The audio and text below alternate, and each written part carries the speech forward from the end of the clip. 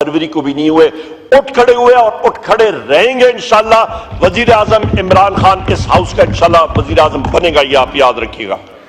Ji thank you जनाब speaker, मैं बात अभी मुकम्मल कर लूं जी, आखिरी 2-3 मिनट मुझे दीजिएगा। जनाब स्पीकर, ये आईनी तरमीम के हवाले से अभी मैं आपको फैक्ट्स एंड फिगर्स बताता हूं। 18वीं तरमीम जिस वक्त हुई थी, यहीं पे 18वीं तरमीम में इन साथियों ने पार्टिसिपेट किया था। तकरीबन 102 तरामीम थी और उसमें जनाब स्पीकर 9 से 10 महीने लगे थे। हुकूमत का एक उड़ता उड़ता ड्राफ्ट जो आया,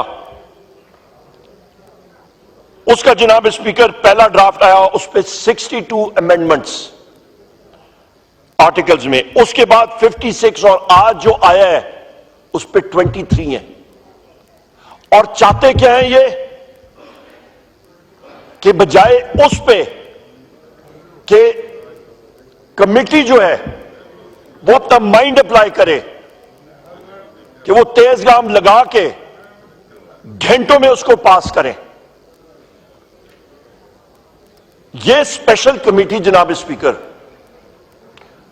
मैं फिर रिपीट करता हूं, खुर्शीद शाह साहब हेड कर रहे हैं और इसका काम है जो अभी मैंने आपको ये सारे केसेस बताए हैं जो हमारे मेंबर्स के साथ हो रहे हैं, उसके ऊपर ये काम करे, उसके ऊपर उसकी खोज लगाए कि ये कौन कर रहा है, ये क्यों कर रहा है, उसका सदेबाब करना, ना कि वो कॉन्स्टिट्यूशनल अमेंडमेंट्स पे बैठे। कॉन्स्टिट्यूशनल अमेंडमेंट्स पे बात करना या डिलिब्रेशन एक सेपरेट कौमी असेंबली की standing committee on law and justice मौजूद है, वहां पे वो बातचीत करें।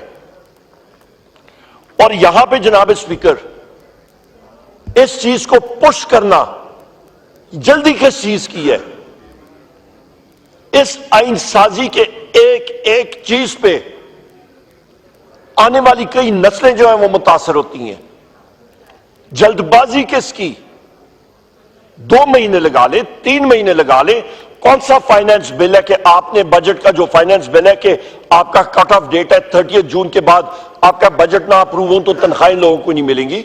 ऐसी कोई चीज नहीं है जो इंपैक्ट करती है।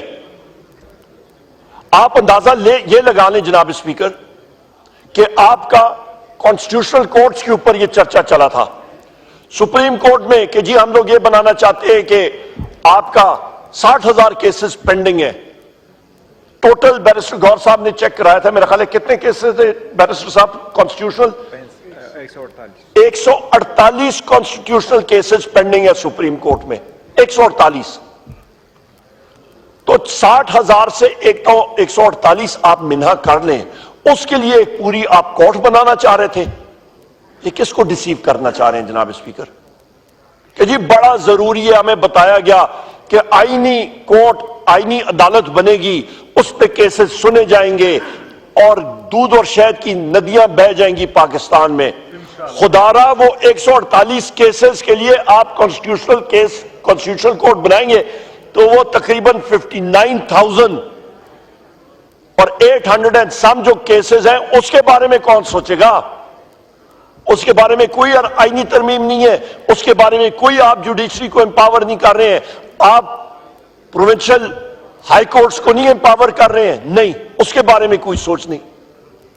सोच है एक नैरो फोकस के साथ, और वो इनके मेंबरान को भी नहीं पता क्या हो रहा है। जब हम लोग उस कमेटी में बैठ के बात करते थे, हम लोग पूछते थे तो उनके पास जनाब स्पीकर कोई सवाल ही नहीं होता था, आए बारिशाएं होती रही है, कोई मसवदा, कोई चीज नहीं।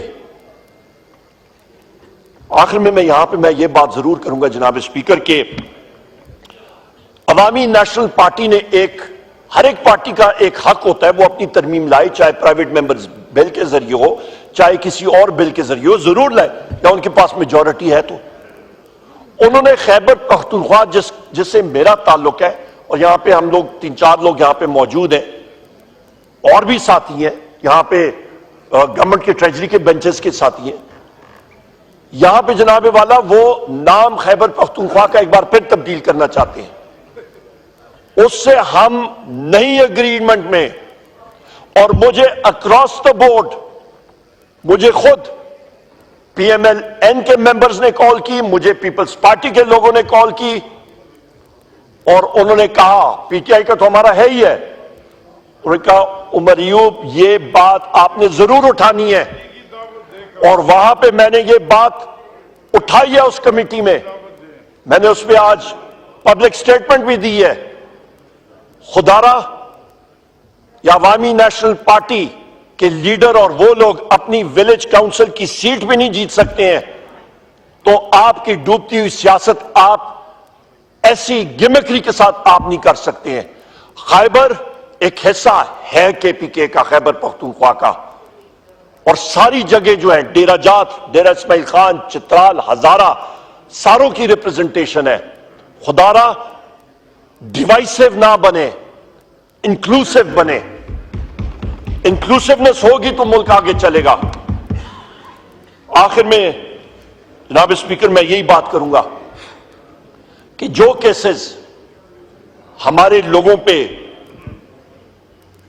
جو اس فیشسٹ گورنمنٹ بنا رہی ہے، جو وزیر اعظم عمران خان صاحب کو جس طرح جیل میں غلط فکٹیشس کیسز میں لگا کے مبتلا کر کے ان کو رکھا ہوا ہے، اس کو ہم لوگ کنڈیم کرتے ہیں، اور اس ملک کی یہاں پہ صرف ایک طریقہ کار ہے، یہ ملک ترقی کرے گا وہ صرف اور صرف تب کرے گا جس وقت پاکستان میں رول آف لا ہوگا۔